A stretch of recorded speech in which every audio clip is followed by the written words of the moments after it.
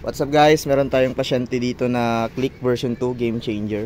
Issue kasi talaga nito mga papi is yung dash niya napapasukan ng tubig. So ito, nag blue screen na siya. Ayan no. So walang, ayun yung may-ari oh. Galing pa yan sa, ewan ko kung saan lugar. Ano, mandar naman siya, kaso yan, walang screen. Then wala ring speedometer. So ayusin natin yung linya niya. Try natin hanapin kung mahanap natin. So i-fix lang natin. So sana maayos. Let's go. Ayun, natanggal ko na. Na-disconnect ko na siya. So tanggalin naman natin yung mga internals niya. Specifically yung motherboard niya and LCD. Tingnan natin kung maayos natin. So ayun guys, nabaklas na natin yung internals ng kanyang panel gauge, buong panel gauge mismo. So trinry naman namin to linisin, kaso wala na talaga. So meron namang nabili si sir na board na order niya sa Salamat Shopee. So try kong i-install. Okay, so ito yung bago guys. So sasalpak na lang natin to. So feeling ko fix na talaga siya kasi ito lang naman yung sira, yung board lang. So ayan guys, yung parang mga pin dito, yan yung ipapasok nyo dito. Yan, yung dito. Then, ingatan nyo masyado, baka may maputol kayong ni isa lang dyan, hindi na yan siya gagana. So, bibili kayo ng set ng yung another LCD nya na. So, ingatan nyo itong mga pin na ito. So ayan guys, nakabit ko na yung bagong board. So, sa ganitong lagay pa lang, pwede naman ito i-try bago nyo i-reassemble. Then, lalagyan ko rin to ng mga silicone mamaya para hindi na siya daanan ng tubig. Naka-on na yan.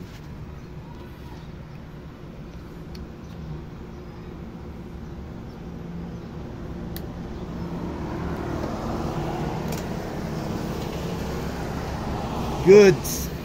So ayan guys, okay na siya. So yan lang naman talaga yung nasisira dyan, yung board, kasi yung LCD minsan lang talaga yung masira. So sige, at least fix na siya. So tuwang-tuwa si sir na may hawak ng cellphone. Ayos na, pero ang problema niya dito is yung speedometer niya is di gumagana, besh. Kasi pag Honda Click, pag naka-center stand, dapat gumagana na yan siya. So ito yung bubuksan ko na naman. So sana maayos ko rin para uuwing nakangiti si Friendship. Sinister Nobody. Okay na. So ito yung part na lalagyan nyo ng gasket maker guys.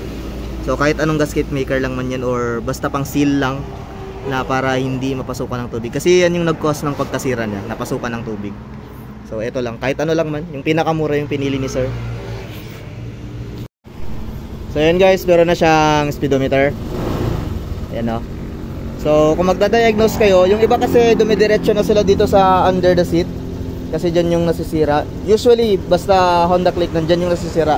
Pero padaanan nyo muna kung ano yan, hanapin nyo muna dito sa medyo nakikita lang yung issue. Kasi ito loose connection lang siya dito sa harap. So hindi ko na binuksan dito. So ayan o, meron na siyang speedometer. So yun, tatapusin ko lang to, then doon naman tayo sa CVT ni sir kasi magpapalit na rin siya ng, or ipapa-PMS na yung CVT niya. Feeling ko nakakaya na tong palitan. Kawawa throttle body, tapos yung belt malapit na rin maputol.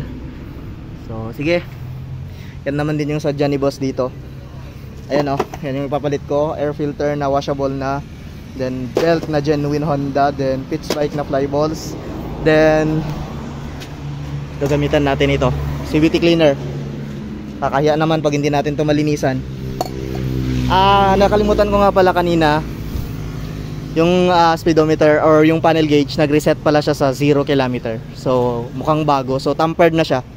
Hindi na yan yung original niya na kuan. Let's go. Talagay ko na lang din, tapos na, pwede na ito makauwi. Kasi nakakahiya namang palitan, parang ayaw niya pang papalitan. Tingnan nyo. Tatawa siya oh. Parang ayaw niya pang papalitan. So napakadumi. Ever since kasi hindi ito nabuksan, sabi niya.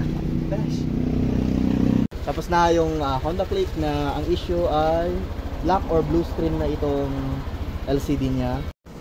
Kung makikita nyo, meron na siya. Fix na rin yung speedometer niya. Then, yung CVT niya, okay na. Napalitan na natin. Hazard. Pinalagyan na rin ng hazard ng customer. Yan. So, yun guys.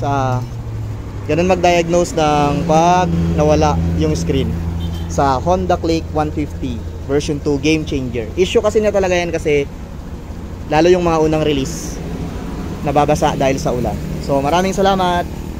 Ride safe and peace out.